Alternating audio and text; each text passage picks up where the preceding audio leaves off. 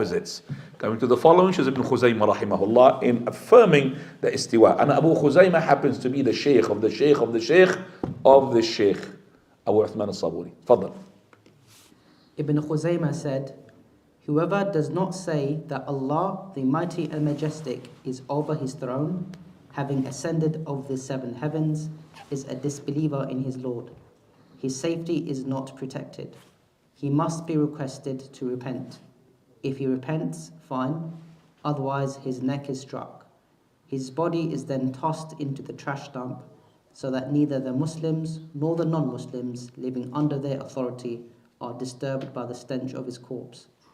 His wealth is absorbed by the state, and no Muslim may inherit it, as a Muslim does not inherit from a disbeliever, as said by the Prophet ﷺ, who said, no Muslim inherits from a disbeliever, and no disbeliever inherits from a Muslim. Okay, there's somebody just talking in the back in the I don't know, second floor, first floor, ground floor. Please, if you can hear me, please. Your voice is really up to here, can be audible. So please, either you join the class, or you speak very low, in low tone, or you just go out of the masjid and speak whatever you like. Please. Right.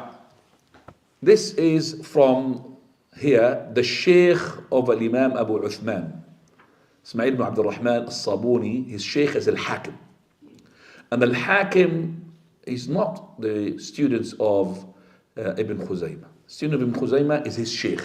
So this is from the Shaykh of Al-Hakim, whom Al-Hakim is the Shaykh of Abu Uthman al-Sabuni. So he says that Ibn Khuzaymah, the great scholar, the well-known, he says that man lam yaqul, he who does not say that Allah Azza wa Jal is above his throne and he is above his seventh heaven, then he's disbeliever.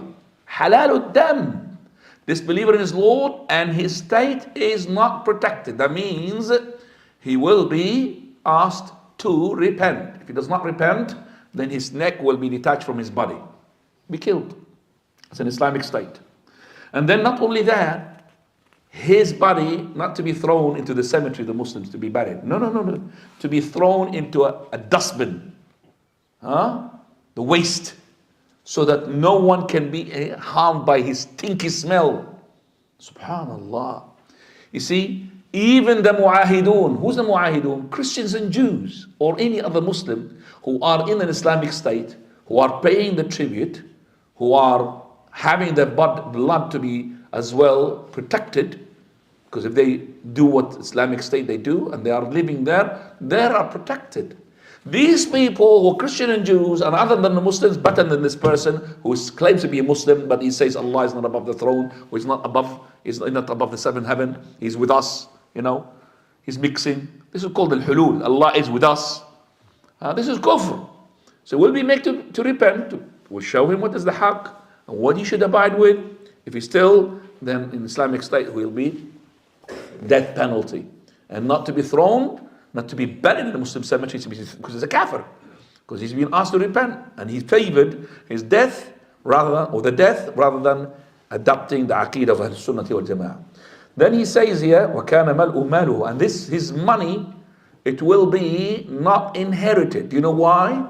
Because the Muslim cannot inherit from a non-Muslim. So if your father is a disbeliever, let's say he's a Christian, in an Islamic state, you cannot inherit from him. You could have from his money by a will.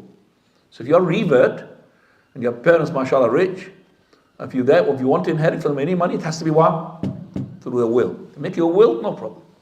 If you are a Muslim and you, God forbid, you have a son who is a Christian or a non-Muslim, then you have to write a will for him to inherit. Islamic law will not give any inheritance between two people who have different religions, even a Christian and a Jew. Let's say in Islamic State, we have a Jewish father who had a Christian son.